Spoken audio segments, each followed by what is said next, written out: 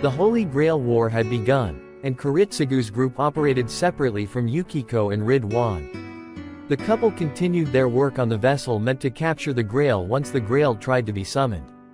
Outside the safe house, Heidi diligently stood guard, her eyes scanning the surroundings. Yukiko stepped outside, her voice cutting through the crisp night air. Heidi, come inside. My task is to protect you. How can you protect us if you're not with us? Heidi sighed, a rare moment of vulnerability in her usually stoic demeanor, and followed Yukiko into the cozy warmth of the house. Inside, Yukiko pulled out a chair at the dining table. Miss Yukiko, you don't need to. Come now, just have a seat. Join us for dinner, Heidi. I can eat outside. There's nothing wrong with eating together, right? After all, you're the one who will protect us. Come now, don't be shy. Heidi took a seat. She looked at the spread before her, unfamiliar dishes with tantalizing aromas. What is this? Pempek, from Palembang. It's made from fish, with an egg inside, and there's a little soup that serves as the sauce. Heidi took a tentative bite. The flavors danced on her palate, spicy and sweet, with the fish's saltiness and the cucumber's freshness perfectly balanced. She couldn't help but smile. Wow, this is delicious. Eat more, Heidi, eat as much as you like. Heidi tried every dish on the table, from the fragrant nasi goreng to the rich mie Aceh. She savored them all, filling herself with warmth and flavor. That was amazing, thank you, mister. Just call me Ridwan, and you can call her Yukiko. No need to be so formal. Thank you, Ridwan, Yukiko.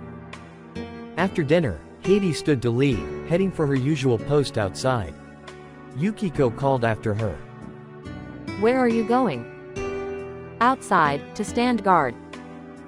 You're hopeless, Heidi. Just stay here, take a seat or something. Ridwan continued to inspect the vessel they were preparing for the Holy Grail. But my task. Heidi, I'm grateful that you're protecting us, but don't do it just because it's your task. It takes the joy out of it. Takes the joy out of it? Yes. Do things because you want to. Now, sit here with me. If any servants show up, they'll have a harder time with my husband than with you. I see. Yukiko gently guided Heidi to the couch, pulling her into a moment of warmth and relaxation. Looking at you makes me miss my baby boy back home. Baby boy? My son. If he saw you, he'd be captivated by your beauty. For the first time, Heidi felt a warm blush creep across her cheeks. Beauty? Has no one ever told you that you're beautiful? No one. I'm just a homunculus. Beauty isn't something I consider. So what? So what? What do you mean? Heidi, think about it. You have choices, you have free will. You're sentient, just like us. Being a homunculus doesn't change that. Even penguins make choices, they can stray from their group or stay with them. Choices? Free will? Maybe because you don't interact with people often, your understanding of life is a bit rigid. Perhaps. My experience with social activities isn't as developed as most people's. I only follow my tasks. Ridwan, once this mission is over, can we bring Heidi home with us? I really want her to meet our son. Heidi's cheeks flushed at Yukiko's suggestion, her surprise evident. Well, if Yub Stockheit agrees, then sure. I want to help you become the most beautiful woman, both inside and out. But my life expectancy isn't very long. Don't worry, we're scholars. We know a few tricks. But Heidi, I want you to live your life fully. Not just as an Einsborn, but as yourself. As myself. That's a lovely dream.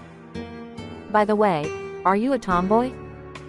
Tomboy? I hadn't really thought about it. Yukiko pulled out a family photo from her purse and showed it to Heidi. Look, this is my baby boy, Ghana. Isn't he cute? I don't find him cute.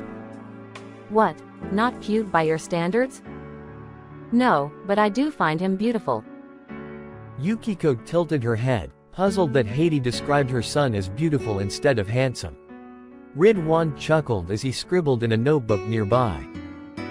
No, no, he's a man. I can see that, and he is beautiful. Ah, I see, that's an interesting perspective. Where is he now? In Indonesia, Langsa, our home. So, what do you think, Heidi? Come with us. You'd make a great match with my son. Heidi blushed at Yukiko's proposal. The idea of becoming fully human, chasing her dreams, and becoming part of Yukiko and Ridwan's family intrigued her. I'm interested. Ha ha ha, then it's settled. He's still 12 years old, but I think he's into older women though. 12? His body stature isn't like someone in their 12 years old. Oh, he hit puberty early. Don't mind the age. So you want me to marry your son who is 12? Yukiko held Heidi's hand, her face lighting up with excitement. Yes. Forget the age, it's just a number. From afar, Ridwan muttered his response. And jail is just a place. Shut up. Keep yourself busy with that record. This is a woman-to-woman conversation. Ridwan rolled his eyes at Yukiko's comment. You're sure about this, right? You like my son, don't you? Right? If you insist, then, I will accept. Great. Oh, I can't wait to bring you home, Heidi. Yukiko hugged Heidi so tightly that Heidi struggled to breathe. After a while, they each became absorbed in their own tasks. Yukiko ran a final check on the vessel, and Ridwan jotted down every possible answer he could calculate. Meanwhile, Heidi stood watch outside the safe house. Although Yukiko had urged her to stay indoors, Heidi felt restless if she wasn't guarding the perimeter. As she kept vigil, a thought struck her to write a letter. She slipped inside to borrow a pen and some paper. Yukiko, do you have a spare pen and some paper? I want to write a letter to Sela. Of course. Yukiko handed her the items with a smile. Here you go. Thank you. Stepping back outside, Heidi settled down and began writing. Her pen glided across the paper, a warm smile playing on her lips as her thoughts flowed into words. On a playful note, she ended with a reminder to Sela. Make sure Lacerit doesn't see this, she'd tease me non-stop. With the letter complete, Heidi secured it to the leg of a snow owl perched nearby, one of the Einsborn family's trusted messengers. Take this back to the castle and give it to Sela. Remember, Sela. The owl fluffed its feathers and, as if in understanding, took off into the night sky, an elegant figure vanishing into the distance. Satisfied, Heidi returned inside to give Yukiko her pen. All done? Yes, the letter's on its way. Suddenly, the phone rang. It was Kiritsugu, urgently informing them that Irisville had been kidnapped.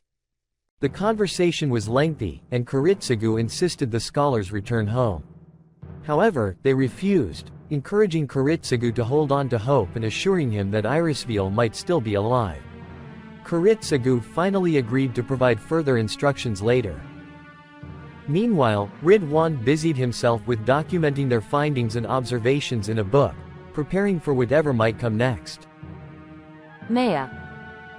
This isn't looking good for Kiritsugu. We need to head to Fuyuki City Hall. You think so too? Wait, why Fuyuki City Hall? Our calculations pinpointed it. The ritual will be held there. I can only hope Irisville is still alive. Ridwan, warm up the car. Heidi, help me with the vessel. Understood. They quickly make their way to Fuyuki City Hall.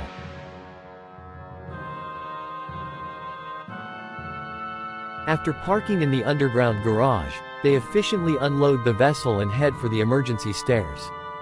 Heidi secures the door leading to the parking area, standing watch. Heidi, move to the upstairs door leading to the main hall instead. But if I'm there, I won't be able to see your condition. It's fine. My husband is here with me. Ridwan continues documenting their observations in the book as Heidi ascends the stairs and takes up her position. Is Irisville okay? I don't know, but I hope she is. Suddenly, a gunshot echoes through the basement. Gunshots? That sounds like an MP5. What the hell? Ridwan attempts to open the door to investigate, but it's jammed tight. It's stuck. His cell phone rings, breaking the tense silence. Ridwan answers with a sense of urgency. Hello? Dad, where are you? Ridwan glances at Yukiko, who swallows nervously and shakes her head, her worry palpable. Where are you, my daughter? I'm heading to the bridge. Bazit, we're on our way to Mount Enzo. Go to the temple and wait for us near the brazier. Okay. Stay safe, Dad, Mom. You too, my daughter. Ridwan hung up the call. Should we make a run for it? Heidi bursts into the room, her face taut with urgency. Yukiko, Ridwan, this place has turned into a battlefield. We need to relocate. Suddenly, the vessel's eyes snap open, fixating on Yukiko and Ridwan. Wait, what? This is impossible. The Holy Grail should have manifested within its vessel first. But, no, Irisfiel is already. The Holy Grail's inhabitant. Quick, record it, Ridwan. Ridwan scrambles to jot down every detail in his book. The vessel, now animated, speaks in a deep, resonant voice. I sense your presence, Al-Mu Alim of Alexandria. Ridwan writes furiously as Yukiko commands him. The Grail is corrupted. Make sure you note that too. On it. I'll adjust the vessel to absorb the corruption. The corruption will follow the inhabitant since it already possesses the vessel. Soon the corruption will manifest in this town. I will try to contain it by using this vessel. What? Irisfiel is dead. The Grail seems to have manifested using her as a vessel. This vessel, however, has drawn the Grail's inhabitant. At least we know there is something residing within that cursed cup. Suddenly, the entire building trembles violently. The ground shakes as the blinding light of Excalibur pierces through, striking the structure. Ridwan immediately pulls Heidi toward Yukiko, hugs them as tightly as he can, and uses his own body as a shield. Debris crashes down, injuring Ridwan severely. His left side is almost entirely wrecked. The building steel rod pierced Ridwan's body and Yukiko's leg. Why are you protecting me? I should be protecting both of you. This is my choice, Heidi. With a pained grimace, Ridwan lifts tons of building wreckage and debris out from his shoulder. Ridwan pushes aside the heavy wreckage. He is unable to walk or run. Ridwan. Have you finished tweaking the vessel? Yes. Good. Now. Ridwan hands the book to Heidi. Heidi, this is a request. A plea from us. Please take this book to Bazit. She's at the temple on Mount Enzo. Ask her to give it to our son. But your life. This is our choice. Heidi, please, help us. Yukiko takes out her purse and pulls out a photo. It's a family photo that she treasures so much. A photo of Ghana and Bazit smiling freely with Yukiko and Ridwan behind them. Heidi, take this photo. This is Ghana when he is still a little. I gave this my treasure to you. Go. If you manage to survive, please, love him. Tears stream down Heidi's face for the first time. She closes her eyes in sorrow. Heidi, let me help you get out of here. With what strength he has left, Ridwan charges at the jammed doors blocked by huge debris. The door bursts open, but Ridwan's hand is crushed in the process. Heidi nods gratefully to the scholars, then turns and runs, her heart heavy as she leaves, not looking back. Ridwan collapses to his knees, his eyes fixed on the wreckage of their destroyed car. Who the hell used our car as a shield? The tires are blown out too. Yukiko supports Ridwan as he struggles to stay upright. It was a good ride with you, Yukiko. I regret nothing, except, Our baby boy. Ridwan calls Bazit, and before she can speak, he pours out everything he needs to say. Once he finishes, before Bazit can even respond, Ridwan offers his final words. Promise us not to tell him that. Take care of your little brother, my daughter. We love you, always. He ends the call, his voice breaking. Ghana, be safe. Be a good person. Dad and Mom won't be coming home. I wonder what he's doing at this hour. Probably sleeping. You're right.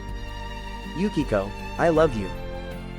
For the first time, Yukiko unlocks her mana potential. She intends to use her magic knowledge to send Ridwan somewhere else to save him. I love you too, Ridwan. Suddenly, a torrent of black liquid begins to cascade from the sky, consuming everything in its path. The vessel absorbs the liquid at first, but soon cannot contain it. The black sludge spills out, spreading like a voracious wave. Heidi races to escape the encroaching liquid, her mind a whirlwind of urgency and fear. The flames roar around her, their heat searing her skin, and the acrid smell of burning fills the air. Suddenly, she spots a red-haired boy teetering on the edge of an apartment building. Her heart pounds violently, each beat echoing the dire situation. In that split second, time seems to freeze. Heidi's mind is torn in two. One part screams at her to keep running, to fulfill the mission entrusted to her by Ridwan and Yukiko. She can almost hear her own voice urging her forward. The other part, however, is drawn to the boy, an innocent life on the brink of destruction. If she stops to save him, the liquid will engulf her. If she continues, she will survive, but the boy will fall and be consumed by the liquid. I have free will. I can choose. I will choose. With fierce determination, Heidi clenches the photo of Ghana that Yukiko had given her. The image of him, a boy she has never met but is destined to be with, fuels her resolve. She tucks the photo safely into her tunic and sprints towards the boy. The flames roar louder, a monstrous symphony of destruction, as the black liquid inches closer. Heidi's legs burn with exertion, but she pushes forward, her mind focused on saving the innocent life before her. As she leaps through the air, her veil flies off, revealing her flowing hair. She catches the boy just before he slips over the edge, pulling him to safety with a strength she didn't know she possessed. Hold on, you will going to make it. She cradles the boy in her arms, feeling the intense heat of the liquid as it approaches. Heidi knows she's at her limit. Soon, her injured leg will give out entirely, and if she keeps holding him, they'll both plunge into the blaze below. With a burst of energy, she leaps to a nearby rooftop of a minimart, placing the boy down in a spot where the liquid cannot reach him. Stay here. Don't move. You'll be safe. The boy looks at her with wide, fearful eyes, but Heidi doesn't have time to offer more reassurance. She turns and sprints toward Bazit's location, leaping across the broken skeletons of buildings to avoid the deadly liquid below. As she lands her next jump, a violent crash echoes behind her. Glancing back, she sees the roof of the minimart collapse. No, the kid. She halts atop an electric pole, her body poised to rush back. But just as she shifts, a familiar weight slips from her tunic. Ghana's family photo. She scrambles for it, fingertips brushing the corner just as the liquid reaches her hand, searing her skin. Ghana. A scream from her as pain floods her senses, but she clutches the photo fiercely, refusing to let go. This is impossible. I can't go back. Helpless, Heidi stares back in despair toward the collapsed building, silently hoping the boy is safe. Her strength is nearly spent, and each breath grows heavier. But she forces herself forward. Bazit is still waiting. She forces herself forward, each step a battle against the consuming darkness. Her body begins to disintegrate, but she presses on, driven by the promise she made to Ridwan and Yukiko. The pain is unbearable, yet she keeps moving, her mind fixed on her goal. At the temple, Bazet watches in horror as Fuyuki City is consumed by the chaos of the fire. She collapses to her knees, overwhelmed by grief at her last words from Ridwan and Yukiko. Tears stream down her face in silent despair. The scene feels surreal, a nightmare she can't wake from. Suddenly, a figure approaches her, a woman in tattered clothing, on the brink of collapse. It's Heidi, barely clinging to life. Her body is charred and broken, but she holds out the book with trembling hands. The scholars wanted you to give this book to your little brother. They took part in corrupting the Holy Grail. Lady Irisfeel is already dead before the scholar can move the Grail to a vessel to save her, resulting in the corruption of the Grail. But they also contained the destruction of the Grail with the vessel. They are trying to save lives by sacrificing their own. They are heroes. Everything is in this book. Who are you? I am Heidi. I had my free will fulfilled. With those final words, Heidi crumples to the ground, disintegrating into charred dust. The photo of Ghana slips from her grasp, fluttering to the ground beside Bazet. Bazet, tears streaming down her face, picks up the photo. All she can see is a once loving family she wishes to keep forever.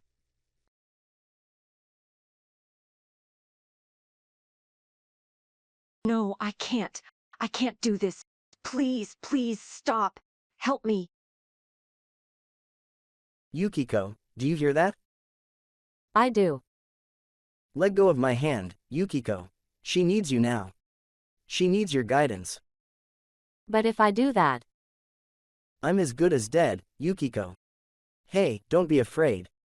We'll meet again, in John Na. But right now, she needs you.